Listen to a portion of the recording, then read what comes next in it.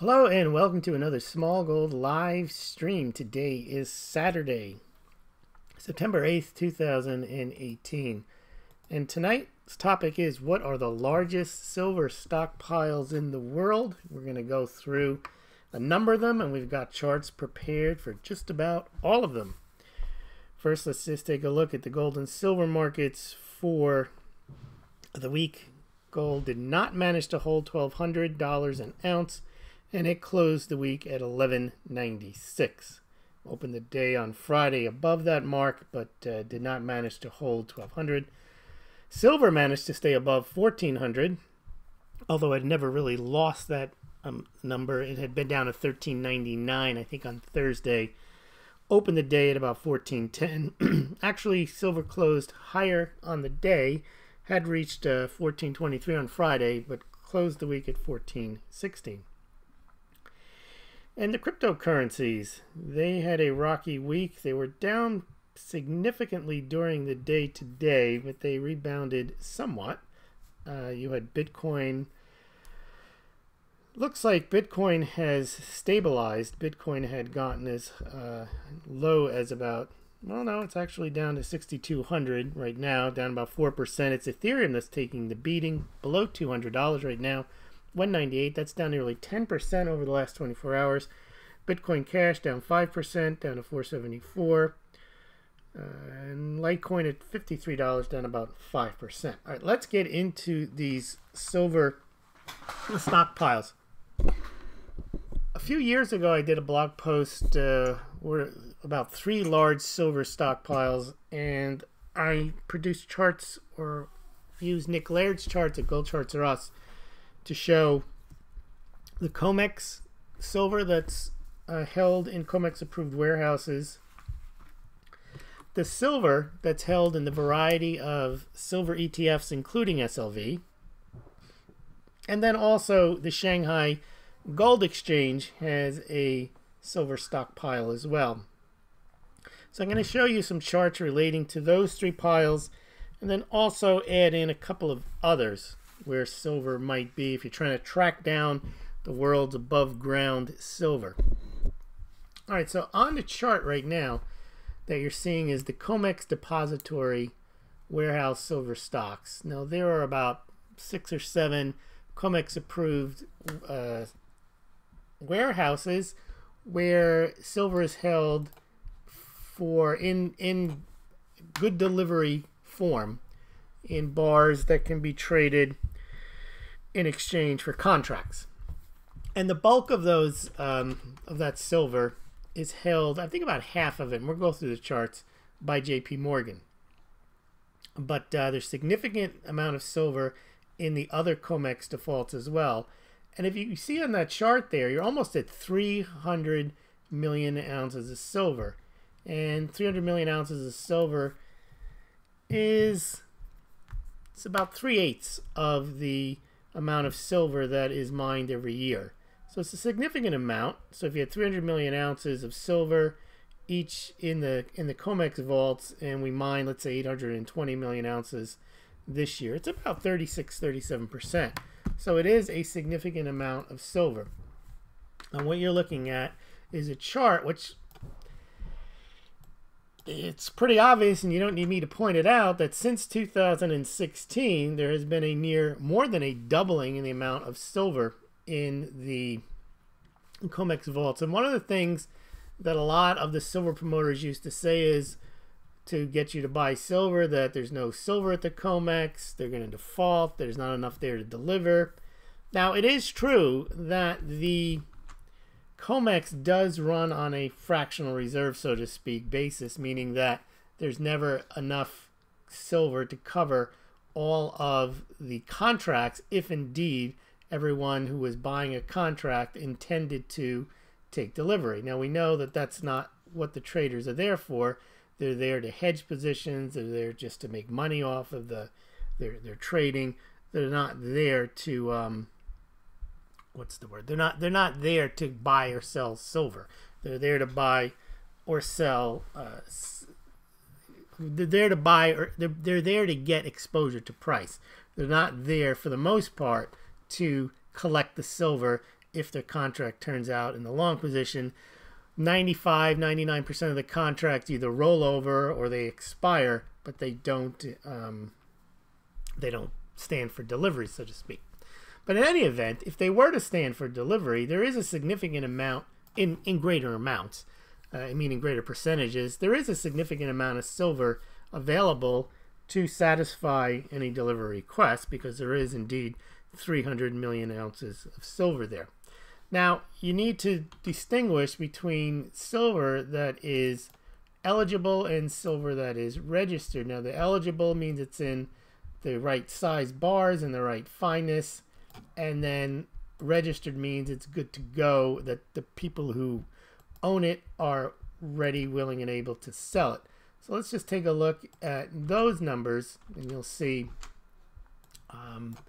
that there's also a significant amount of silver that is also registered. There's about 90 million ounces of the 300 million ounces that are good to go and will be delivered if necessary. And of course, if the silver is eligible, then it just needs to be registered if indeed there's a need to make a delivery. Now, there was a period of time you can see in 2000, look between 2016 and 2017, before you had the dramatic run-up in both registered and eligible stocks of silver. There was a period of time where there was only 20 million ounces of silver registered to deliver. There still at the time was 120 million ounces, but some of the people were concerned that there wasn't silver registered for sale, and then, oh, Comex default and all that story. We're not going to talk about that today, but that's where that comes from. But you can see, if you can trust these numbers, that this is the amount of silver that's at the Comex warehouses, and it's about 300 million ounces. Now, which of the warehouses hold that silver? Let's take a look at some of the ones that hold them. We're going to look at 3 of them. Let's look at CNT. It's a depository. It's located in Massachusetts, and they have a decent amount of silver, and most of it's registered. And they also, since 2016, I don't know if you're seeing that yet. Yep, there you are. You could see in 2016, their silver stocks were pretty low. But since then, they've gone on a tear, and most of it's registered. That is they have 28 million now registered, and they have a total of close to 40 million ounces in that depository in Massachusetts. Now, there could be other silver. All these numbers I'm showing you, this is silver that's in the form in those 1,000-ounce bars, silver bars of the 999 pure, but they could hold any amounts of other silver. They can have silver eagles, they can have other bars, 10-ounce, that they're holding on behalf of customers. This is not all the silver that they have, but this is their Comex eligible silver. But you can see that concern, for example, with CNT in July. They only had a couple of million ounces registered and only a few million ounces total in July of 2016. But since then, they've really beefed up their total supply that they have in inventory up to 40 million, and they've got almost 30 million of it registered, good to go. So that's the CNT depository, and that's about 40 million ounces. Now, what is 40 million ounces? That's a near record year for the U.S. Mint, because in 2014, I believe, they sold 42 million. The next year, they sold 47 million. It was 42 million in 2013, 44 million in 2014, and 47 million in 2015. So it's a large amount that the CNT depository has. Now let's take a look at Brinks. You all know Brinks. Brinks is a famous place where people store precious items, not just precious metals. What's going on with Brinks? Well, they now have 43 million ounces of silver. They were, in July of 2016, they only had about 20 million, so they've doubled their silver. So you see CNT Brinks. It's not just JP Morgan. People like to obsess and focus on JP Morgan and a whole bunch of strange theories about what JP Morgan's doing. We're seeing overall the depositories at the Comex adding silver, and unlike JP Morgan, CNT and Brinks, most of their silver is registered and ready to go. So we saw how CNT had about 20 million ready to go. Brinks got 30.5 million ounces that are good to go to deliver if someone wanted to, quote, stand for delivery. Now let's take a look at our friend JP Morgan and see what they've been up to at their Comex depository. They've on a steady increase, and since July 2016, just like CNT and Brinks, they've doubled their amounts. So all three of these depositories have doubled their amounts. It's just that Brinks are at 45 million and CNT's at about 40 million. JP Morgan started at about 70 million and now they're at 145 million. So all three of these depositories are increasing their silver held. The interesting thing about JP Morgan is the registered number 5.122062, I have the number memorized, hasn't changed for about 3 years. You can see as the total eligible stocks rise, it's very thin, the amount of registered. They're not registering it as they're adding it, which would lead one to believe that they don't have any intention to sell it. Now, just having it available to sell doesn't really mean anything. As long as those numbers don't change, eligible shares, silver can be sold and registered very easily. That's why it's considered eligible. But it's just interesting. They have not moved that registered amount off. And also, we haven't seen in the last 3 years any dramatic increase in the delivered silver. Just like Comex gold, very small percentage of contracts actually result in any type of delivery. All right, so let's move on now from Comex. And the key takeaway from Comex is there's about 300 million ounces in the various Comex vaults, and that's about 36-37% of silver domestic or international global silver mining production. Well, let's take another look at a place where there's a big amount of silver, and that's going to be at the various ETFs around the world. There's a chart I have prepared through Nick Laird. A long time I have been tracking it. There are about 600 million ounces of silver in ETFs. So that is twice the amount that's in the Comex vaults. That's 600 million ounces. The biggest box you see, or the line or space that's in the light lime green, that represents SLV. Now SLV is the largest ETF, and the custodian of that is JP Morgan. So if you're keeping track of JP Morgan silver, that's 332 million ounces according to today's report from SLV. So if you take that and you take their close to, what was it for, I'm going to go back and take a look. The amount of silver that they have in their Comex default, I always say Comex default instead of their Comex vaults. If you take a look at what JP Morgan has listed, they're 145 million ounces, and the 332 ounces in SLV. They have under their control 477 million ounces. Now, it's possible that none of that silver they have any claim on whatsoever.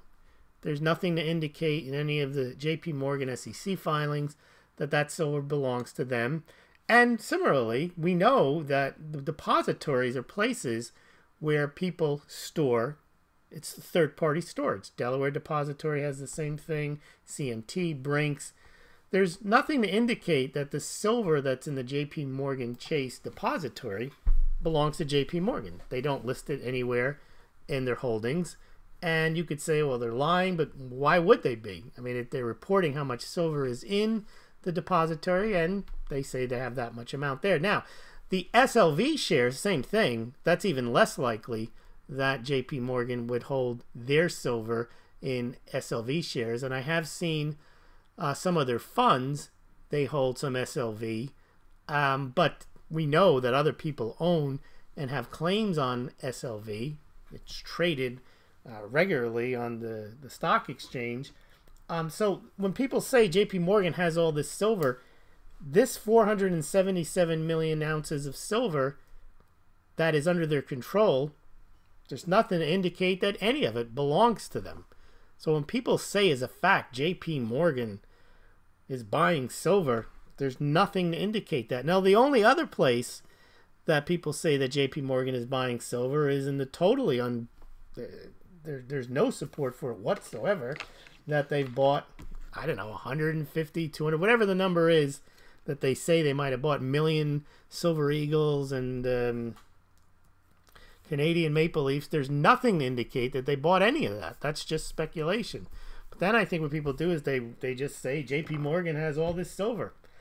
I'm not seeing it. Especially the Silver Eagles and the Canadian Maple Leafs, there's nowhere to indicate that they own those in any way, shape, or form. But the point being is that JP Morgan has under its control, at least where you can put your finger on it. You could say, well, look at their SLV, that's under their control. They clearly don't own the 330 million ounces that are in SLV. And we know they have 145 million ounces of eligible silver in the JP Morgan depository. So that's clearly under their control. One can argue that possession is 9/10 of the law, so to speak, but I doubt they could go and just sell silver that isn't theirs. That would be criminal.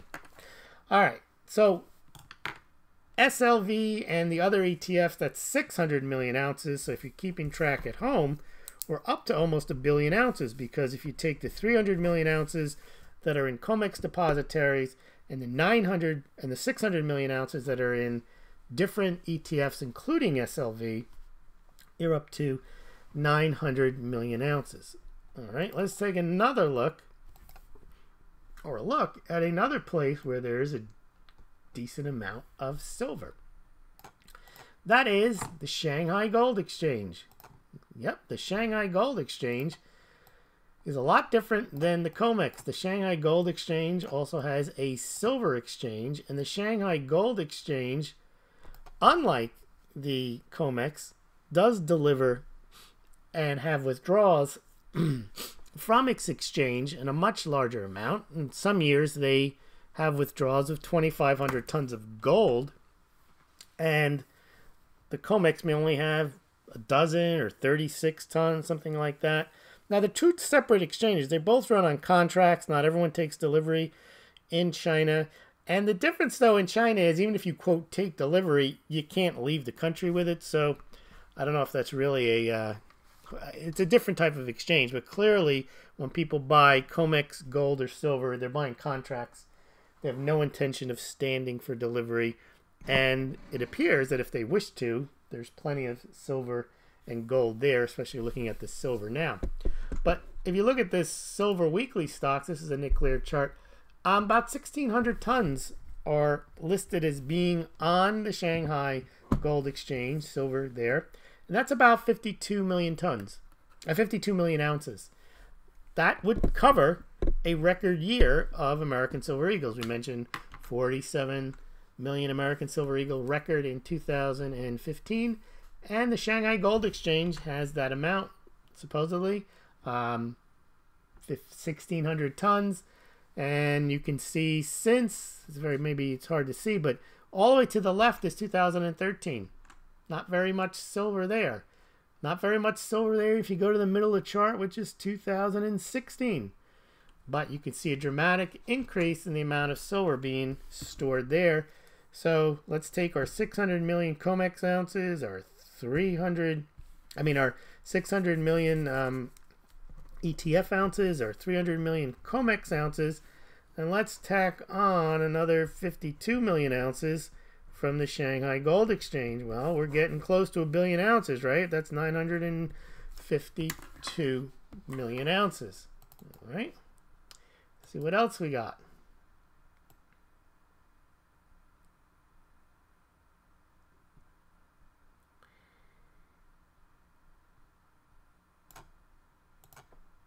Here's a chart from Nick Laird that shows this is a compilation of what he has calculated to be all the silver ounces held, and he comes up with a number that's about a little over 1 billion ounces, 1.41. And I'm going to show you how he's calculated it. He doesn't have in the Shanghai Gold Exchange amounts, but he's got a few other things that I'm going to show you.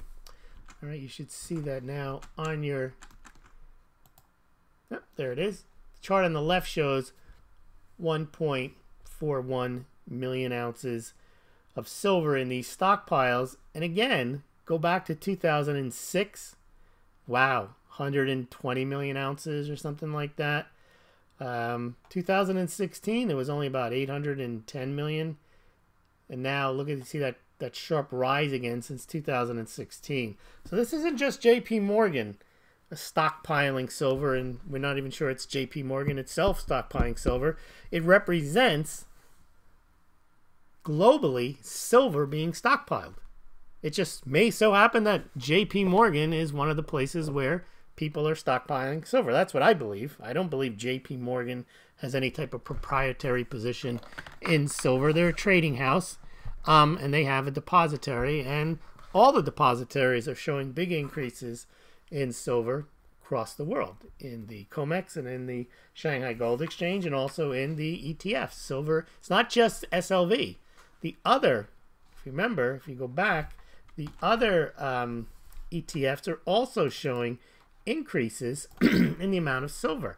This obsession with JP Morgan is, it doesn't make any sense to me. There's just a lot of silver moving into a lot of different areas for storage. Let's look again at the silver ETF demand here. And there you go. Now, if you look at the other ETFs, it's not just, as we mentioned, it's not just SLV. You've got all these other ZKB ETF securities, Julius Baird, Sprott. Look at the Sprott one. That's increased too. That's got nothing to do with JP Morgan. You got Deutsche Bank there. You've got all these different ETFs. Now, and JP Morgan's increase is at the same increase percentage. It's about double as the other Comex vaults. So it just appears that there is a lot of silver moving into storage. And just again, that's the overall Comex. Look at that. That's not just JP Morgan. That is, again, since 2016 and the 16, boom. That is a huge increase. And that, again, as I say, that's not all JP Morgan. All right.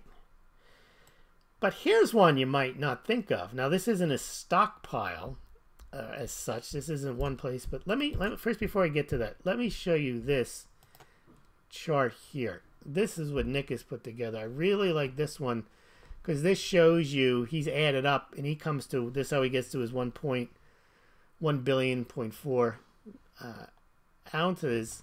He's showing that Comex has the 296 million ounces. Then he shows the SLV at 332. And then he shows some of these other guys that have other ETFs with 87 million, 78 million. Gold Money apparently has 26 million in silver ounces. Bullion Vault's got 23 million. And certain other places. He doesn't have the Shanghai Gold Exchange, but if you add that in, you're almost at 1.1 billion ounces. Now, I want to also show you one other thing, is the increase in this. Yeah, I'll pull that up right here on my screen. I might not be able to show it to you just because of the... Yeah, I'll pull it up here. All right, so that shows you that if in a pinch, if someone wanted to round up the above ground silver, well, that's a good place to start. You can round up about 1 billion, assuming that the numbers are correct and so on. But now, another place that you can find silver, and this is definitely not in one place, but it might surprise you to hear that the amount of American silver eagles sold since 1986 is over 600 million, which would mean 600 million ounces. So,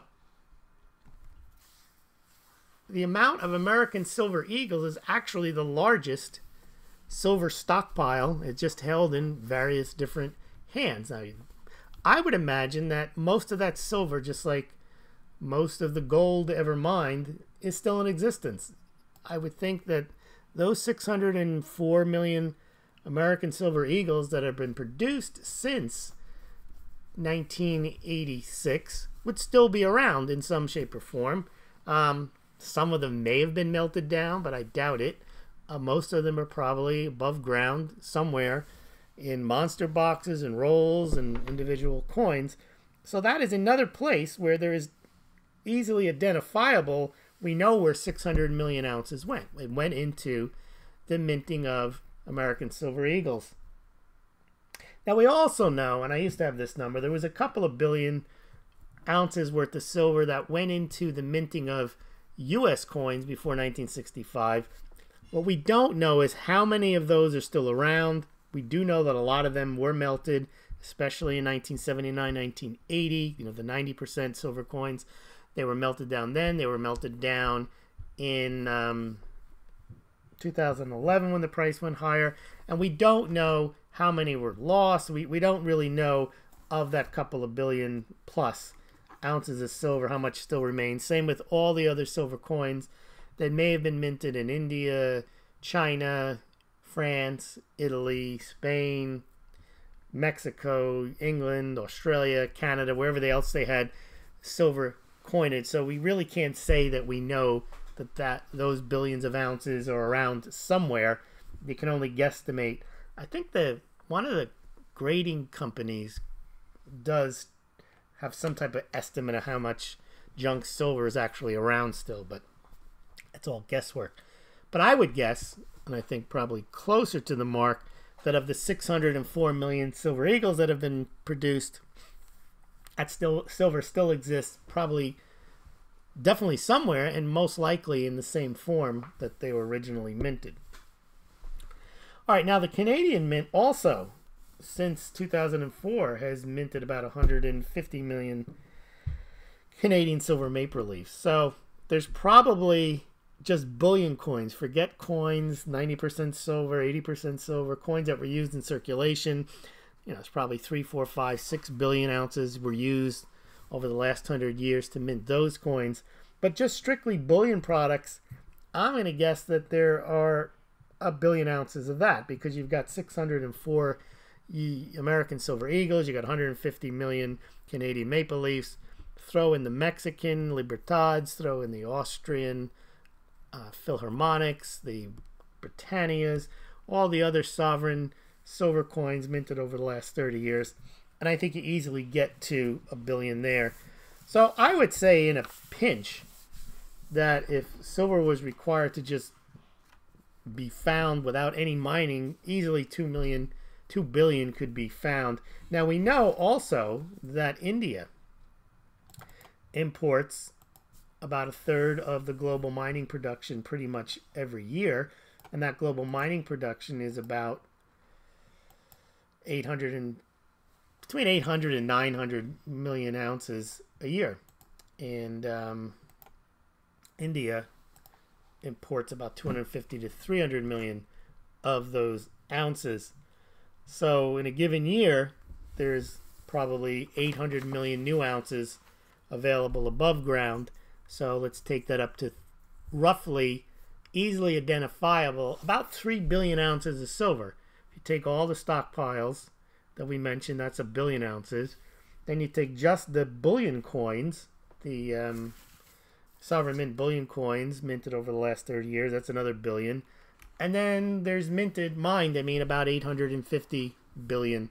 And that's not taking into account any scrap or something else. So 300 billion ounces, what does that come out to? Well, probably, it sounds like a big number, but at the current price, it's probably worth, I don't know, at the current price at $14 an ounce, you're looking at probably under, $50 billion.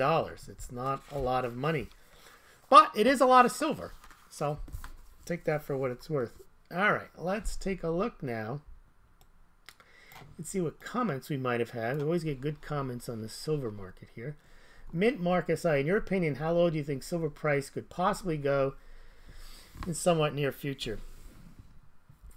It's hard to say, and I don't have a way of calculating it because all these numbers really, they're for informational purposes only. They don't really give you anything to chew on. So look at the chart that's there now.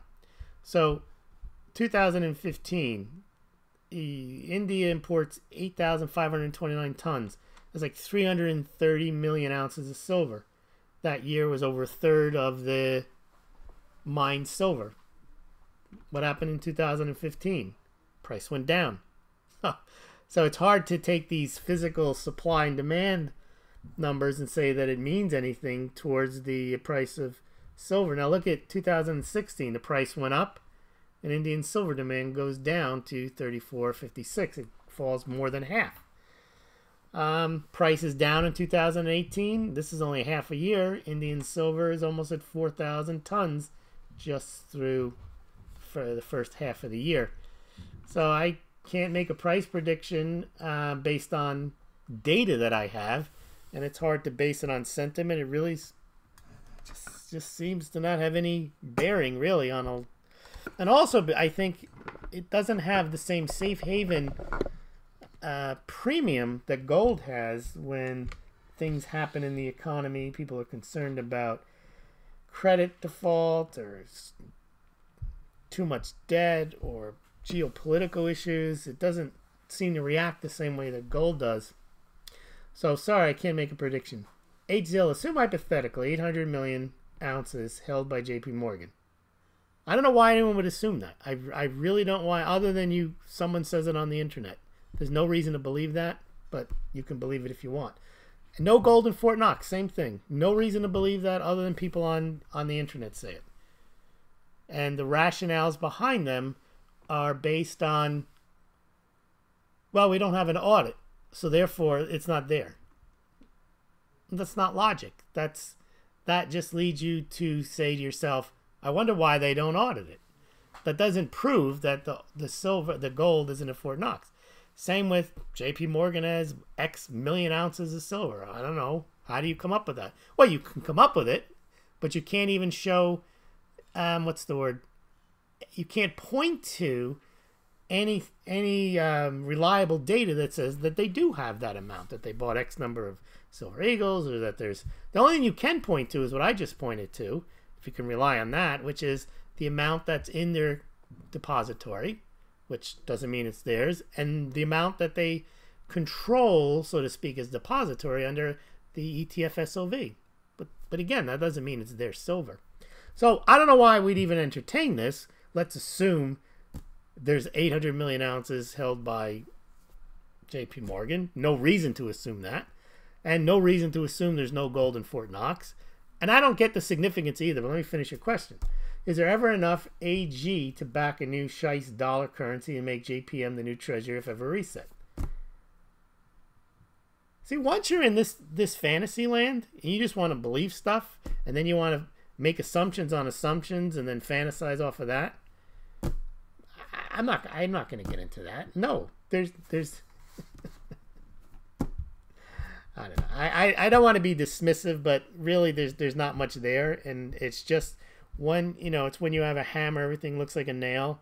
And once you're involved and you believe in gold and silver, and you believe in a reset, and you believe in all these stories that you hear, then you look for ways to rationalize why these scenarios might somehow make sense, even though you're starting with, like you say, an assumption why would you even assume those things other than to prove your fantasy, which this channel is not about that. Hey, Gacy Peter, so in a nutshell, I should go out and buy some again. What did I say that would make you believe that you should buy or sell anything? And that's not what this channel is about. I'm not here to tell you what to buy or sell. It's not an investment channel. It's really here for analysis. All right. 8Zilla. Okay. Message retracted. All right. I think I saw that, though. You were talking about something about the Grand Canyon, but I didn't get to see it. DW. I thought that ETF used paper silver, so it's total BS when you get to real silver. No, what an ETF is, and the debate over the ETF, Mike Maloney does a good job of going through this, is the ETF supposedly has a certain amount of silver backing the shares. So when you buy them, you're not buying a claim really on the silver that's there. You're buying a share that says there's silver there, and then the price of your share is worth the price of the silver that's in the ETF. So it's paper in the sense that you never get the silver. Now there are arcane ways of trying to get that silver from the SLV, and they have to create a basket for you. You have to make a request, and I've heard it's just people who buy an ETF, it's just like people who buy a Comex contract. They don't want the silver. They want the price exposure. So that's why they call it paper silver. If anyone wants silver, you go to SD Bullion and you buy it. You don't play these games. The reason people buy SLV is then they don't have to go back and sell it and package it up and ship it in and time the market. They just buy and sell the SLV shares or the Sprott shares. Now Sprott has a redemption feature, but again, it's not as unwieldy. But I think you have to wait 30 days. So you don't buy an ETF really with the understanding that you're going to take delivery. Now gold money and bullion vault are a little different. They've got, like, it looks like 50 million ounces between the two of them. Most people buy that because they want to store their gold and silver and not have to think about it. But if they wanted to, they could have it sent to them. But I think it's expensive to have it sent to you. And most people, again, the advantage to holding the silver in ETFs or Comex contracts or gold money, bullion vault, is that you can move it quickly. And the added advantage of bullion vault and gold money is you could have it sent to you as well. So those, in a sense, could be considered paper or digital gold. The only real physical gold is that which you go out and you purchase and you lug home. That's physical gold. These others could be considered paper. So it's not. So to answer the observation, DW, is paper silver is paper to the extent in the form that the end user gets it or holds it or trades it. But that doesn't mean that SLV doesn't have the 332 million ounces. Now you can question that, and there's no way of proving because there aren't audits and who can trust. I can't vouch for that there's any silver in the ETFs, but I can also tell you that there is or isn't. I can't tell you one way or the other, but the idea is that there's silver in the ETFs. Now, for all the people who want to believe that JP Morgan has all this silver, well, then you definitely would say SLV has 332 million ounces. And you would definitely say all that Comex silver I showed you that JP Morgan has, you'd swear that they have that silver. So you see, the problem that people have is they believe what they want to believe. If it's paper silver, then there's no silver there. But if it's JP Morgan who has it, well, then they got it. Yeah, they definitely have it. It's the same thing with Russia. You know, the United States has no gold at Fort Knox, but Russia and China, they got it. There's no two ways about that. You have no way of knowing either. And I think that's the problem. People are convinced themselves, no gold, Fort Knox. All the gold that's at SLV, yep, JP Morgan has it. They control it. They buy it. They own it. The gold, the silver that's at the depository, JP Morgan depository, sure, that's all there. There's probably even more there than they say there's there. And that's only because you're starting with a premise that you want to believe a certain outcome, I believe. Joni Tateman, mug confiscation upcoming. Yeah, they hold specie. You really need to have your mugs, your Smaulgld mug. I'm going to stop for a minute and remind everybody that mugs our money, especially small gold mugs. They're in mini muggages. Get yours tonight. I made a small shipment out this morning. I'll do it again Monday. Bogus fiat. I like to believe all these figures are real, but I still have my doubts. Absolutely. But here's the thing. If you have your doubts about these numbers, do you believe the JP Morgan numbers? Do you believe that JP Morgan has X number of silver eagles? Do you believe the JP Morgan has the silver that I showed in the depository? Do you believe that JP Morgan or that SLV actually has all that silver? Because if you don't believe any of it, then it's just as easy to say JP Morgan doesn't have any silver. I'm not arguing one way or the other. I'm saying is that people tend to believe what they want to believe, but not based on any particular evidence. I will tell you, I look at all these numbers and I say, this is just what they say they have. These are the numbers that they produce. But at least they're produced and you can question them. But when the U.S. lists 8,133.50 tons of gold, how do I know it's there? Well, how do I know it's not there? When the People's Republic of China says they have 1,843 tons of gold on their balance sheet, how do I know they have that? People say, well, they have more. How do you know? Maybe they have less. Well, we do know that China has imported a lot more gold and there's more trading on the Shanghai Gold Exchange. We know a lot about China's gold, but that doesn't tell us what the People's Bank of China has. That just tells us how much gold has gone into China and how much gold China has mined. And both of those numbers are far larger than the amount that the People's Bank of China says they have. People's Bank of China may have no gold. There may be 20,000, 30,000 tons of gold in China, but maybe none of it's at the People's Bank of China. Maybe all of it's there. We don't know.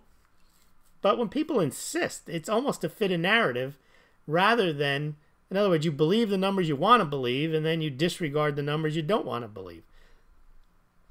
All right. These data points are highly mugful. Yes, this is a mug full of data, Johnny. American Supertramp. JP Morgan has rooms of lawyers and accountants hired to hide anything JP Morgan wants to hide. Yes, and you also have an imagination that will allow you to believe anything you want to believe.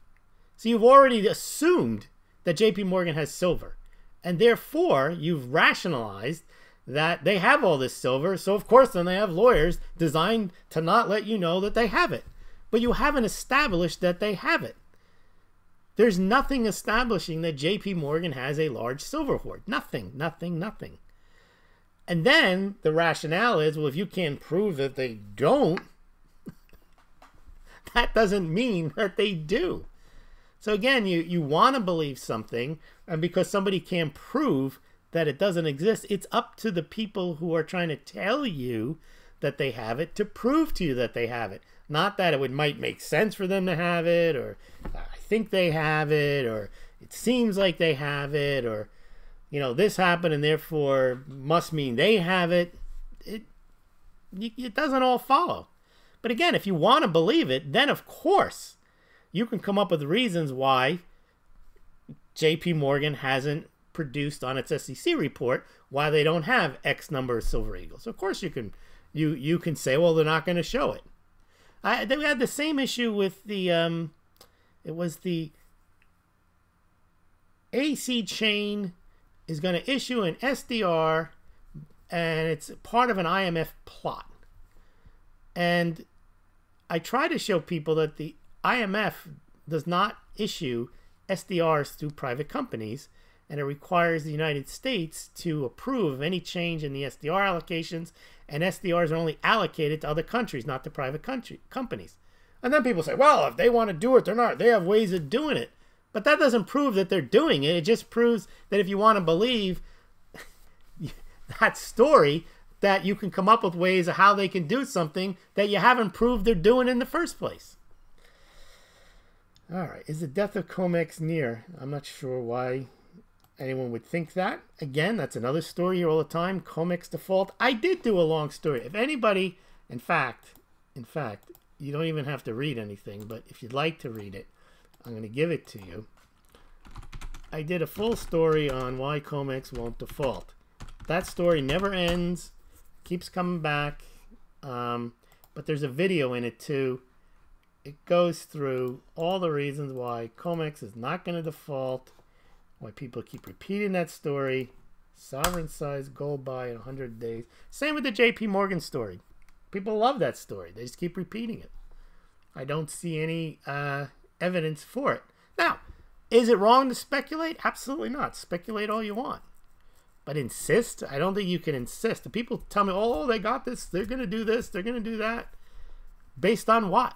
Your belief that you wish it to be true? And that I can't prove that, that they don't have it? All right, let's see. With all this silver around, why is silver valuable at all? Well, Magnus, remember, see, you just throw out a number, 3 billion ounces is what I threw out. Well, first of all, a lot of that silver gets used in a given year. The demand for silver in a given year is about 1 billion ounces. You got electronics, you got solar, you got investment, you have solar. There's reasons why silver is used and in demand every year. So the numbers don't mean anything. You say, wow, it's a lot of ounces. That's 1 billion ounces. Yeah, but it might get used in a year. So maybe it isn't a lot. But it's a good question to ask is, why is silver valuable? Relative rarity is part of it. But when I hear that argument about gold, that it comes out of the ground at a 10-to-1 ratio, and therefore it should be 10-to-1, why? Platinum comes out of the ground 10 times less than gold, and gold is worth more than platinum. That argument makes no sense. Relative rarity is not dispositive of value. My simple example is Picasso made thousands of pieces of artwork. I made 3. Picasso's artwork is worth more than mine, but on a relative basis, mine is rare, so therefore my stupid painting should be worth $400 billion to be equal with Picasso. It doesn't make any sense. If you think that one through, relative rarity is not necessarily dispositive of price. If you don't like my art example, use the platinum example. They mine more than 10 times the amount of gold every year than they mine of platinum. Platinum is worth, gold is worth 150% more than platinum. Sterling silverware that you use. There you go. Bogus fiat, bingo. All I believe is how many ounces I own. That's all you can believe. You can't believe what... That's the point. But the only thing is, I start to believe, I believe more that JP Morgan has 149 million ounces in its Comex vault. Because it's part of a system where they have to produce their numbers at the end of the day. I'll believe it. I believe there's probably 600 million or so ounces in these ETFs, but I wouldn't swear by it.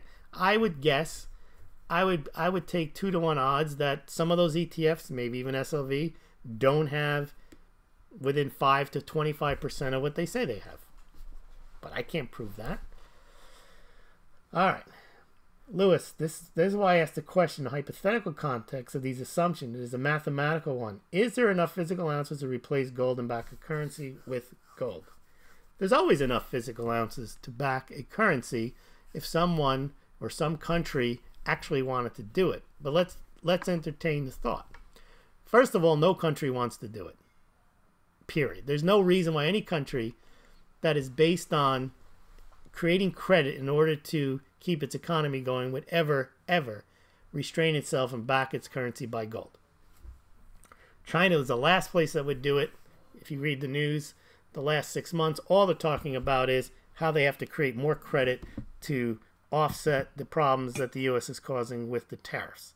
China's debt to GDP is going to be 300% by the end of the year. The U.S. would never do it. There's no reason for the U.S. to do it. It's all based, everybody focuses on the U.S., but they don't understand is the whole world is based on a credit-based fiat scheme. And none of them have any interest in backing a currency with gold. But assume somehow one of the countries, all the countries, wanted to do that. You don't need a certain amount of gold, you just need a certain amount of price. All you have to do is get somebody, and one country couldn't do it. Here's why. That country would have to, if there wasn't enough gold, because remember, I'll give you an example. Let's say Russia wanted to do it. Russia, I report on it every month. Russia is the largest, adds the most amount of gold to its reserves of any country on earth. 224 tons last last year, which is not a lot of gold. They mine 3,600 tons of gold a year. The world does. Russia now has 2,000 tons of gold. The central bank of the Federation of Russia has 2,000 tons of gold, Zilla. That's fifth most in the world. And if you can believe they actually have it, but assume they do, it's worth $76 billion. It's not worth very much. It's only worth 18% of Russia's foreign reserves, which are only under $500 billion. So at the current price of $1,200, even Russia's huge hoard, 2,000 tons, it's worth $77 billion. The debt in the world is trillions and trillions and trillions. It doesn't even come close to the amount of gold. So if they wanted to do it, they would have to reprice gold to like $30,000, $40,000, $50,000 an ounce. Now, no country wants to do that because it devalues their currency to next to zero, which would mean then none of the countries would have a currency that would be worth anything, and they'd have to all use gold. They don't want to do that. It makes no sense for people to tell you that there's going to be a reset and they're going to use gold and they're going to use it because they're going to be forced to. Who's going to force them to do it? Were they forced to do it in 2008? No way. No one. There's no central banker on earth, and actually there's very few people on earth who even think about gold in the monetary sense. We're too far removed from it. It's not part of anyone's education. Unless you're over 60 years old, you don't even know about it. You haven't even... So, yeah, if they wanted to do it, there's always enough gold. You just have to price it to a certain level. But in what circumstance would gold be priced from $1,200 to $40,000 just so they can have a gold standard? Wouldn't make any sense. You're caught up in the dial, which would be very... Well, I'm not caught up in the denial. I'm actually trying to figure out, assuming some country wanted to do it, forgetting that they would have no reason to do it, what would they do? Yeah, they'd have to price it. But here's the problem with pricing it. The rest of the world would have to value that price.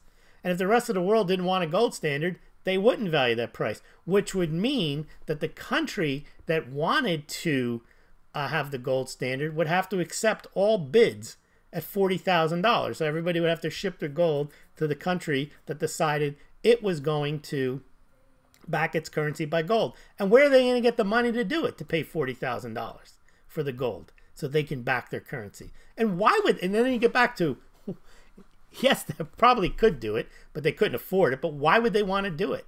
And again, this is rationalization. When you start with a conclusion that you want to reach and then you try to rationalize it, you almost have to wonder, why do you want to reach that conclusion? That's how I look at things. But you see, once you're into the gold and silver, that's the answer, you rationalize backwards. And that's, I think, leads to a lot of these stories that you hear on the internet about gold going here and silver going there and commitment of traders, whatever it is. All right. Well, then backing a currency with PMs is stupid. Well, it's actually not. You see, when they did the gold, Bretton Woods was stupid. When the U.S. backed, when they said the dollar would be the reserve currency and the dollar would be good as gold, that was stupid. But when all countries valued their currency in the classical gold standard as a unit of gold, that was smart. Because it did create, and all of them were on it, and all of them had to have the fiscal discipline in order to do it. And that actually required them to keep the gold price relatively stable in order to keep their currency stable. But to reset back into that, they're way far beyond that. They're never going to do that. Wouldn't make any sense for them to do that. So, all right. Well, a lot of good questions tonight, and I want to thank everybody. We'll be back again tomorrow night. We do this each and every night at 8 o'clock Eastern Standard Time on YouTube. And then we reproduce this up on BitChute, Minds.com, Twitter, Gab.ai, Steemit, and Facebook and Google+. So please check us out there. And also check out Smaulgld.com. That's the best place to go. And we will see you tomorrow night. Thank you very much.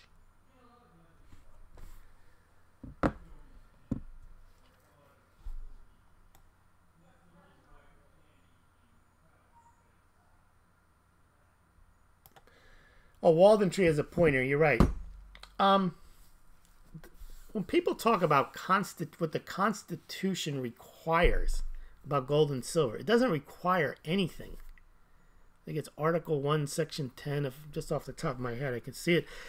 What that says is that no state, not the federal government shall. It says no state shall issue anything as money unless it's gold or silver. So that means that Wisconsin can't issue a Wisconsin dollar. Could stamp a coin out of gold and silver, but it can't just issue its own currency unless it's gold or silver. But it doesn't mean that the federal government... See, some people think that everything that's been done with money since we don't have silver in the coinage is unconstitutional. No, it's not. It doesn't say the federal government shall always mint gold and silver coins and only use gold and silver as money. It just says that no state shall use anything other than gold and silver, if it even wants to do so. All right. Well, thank you very much indeed, and we'll see you tomorrow.